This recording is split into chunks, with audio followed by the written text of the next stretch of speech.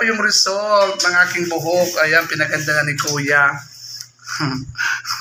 Ayaw ko maganda. Maganda. Maganda yung kulay niya, promise. Ayan. Ayan, oh.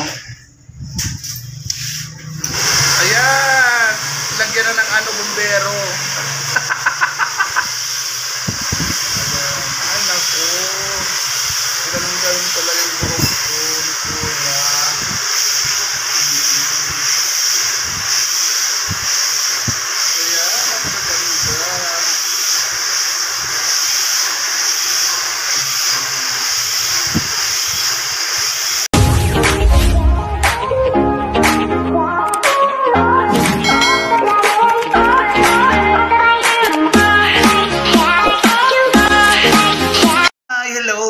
Ka-team, nandito ko ngayon sa GNL Beauty Salon dito sa Mayorga, sa harap lang ni Ate Mukia dyan, no? Sa street na ito.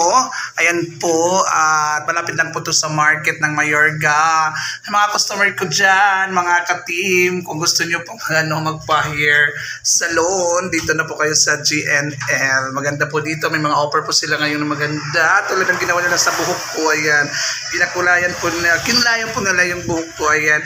Ay, thank you pala, shout out pala doon sa sponsor kay Mr. Bailon sa Tagama San Roque. Thank you so much, Sir Bailon, for your sponsor.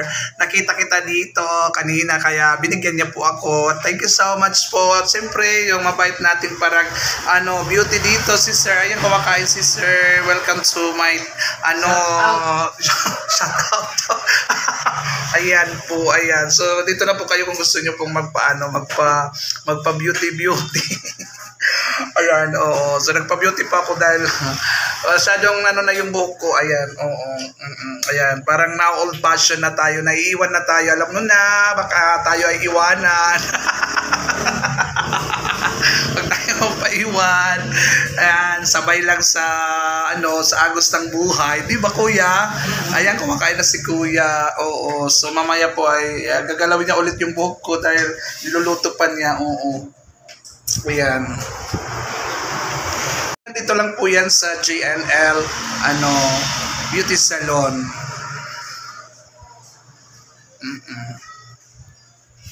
Ayan. So thank you so much po talaga doon sa sponsor kay Mr. Bailon. Thank you so much, Sir Bailon.